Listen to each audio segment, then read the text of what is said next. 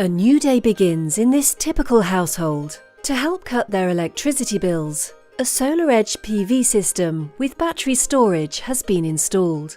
The SolarEdge monitoring dashboard provides insight into household production and consumption, showing the power flow between the PV array, battery, grid and house loads. Real-time system data is tracked by the graph. The red curve represents the consumption. The PV production curve is green, and blue represents self-consumption. At 6 AM, PV production is 0. The battery is drained after powering the house overnight, and the house load is currently supplied by the grid.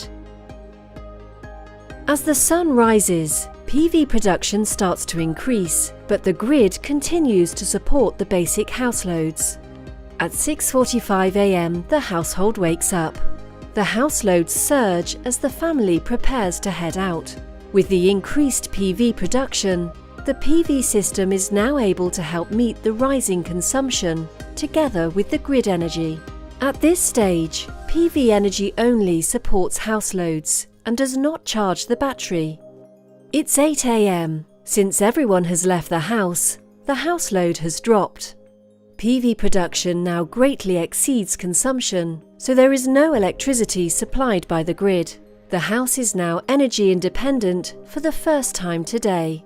The green production curve exceeds the blue self-consumption curve.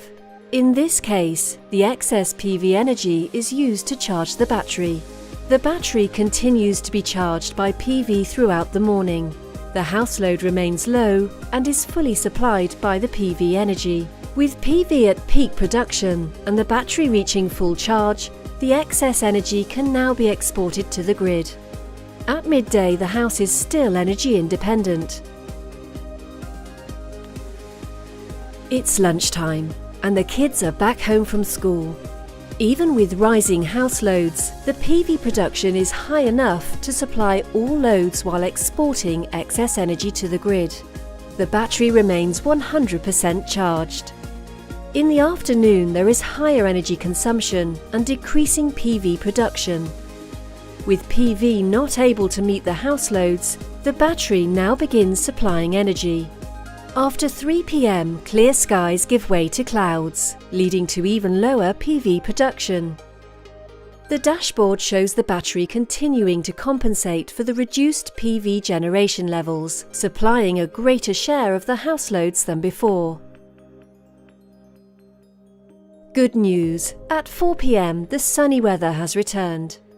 PV production is back to levels high enough to supply the loads, charge the battery, and even export excess energy to the grid. It is now 6 PM, dinner time. Daylight is turning to dusk, and PV production is winding down for the day. The low PV generation isn't able to supply the high energy consumption. With demand exceeding the battery's continuous power output, the grid is used to ensure that the high energy demands are met. As the sun sets, PV production has dropped to 0. With household consumption relatively low, the battery alone is able to supply the house loads without any need for the grid. It's 10 PM, bedtime. House loads are minimal, so the battery is able to power the house by itself until full discharge at around 4 AM. The grid then takes over household energy supply for the rest of the night, with PV production starting again after sunrise.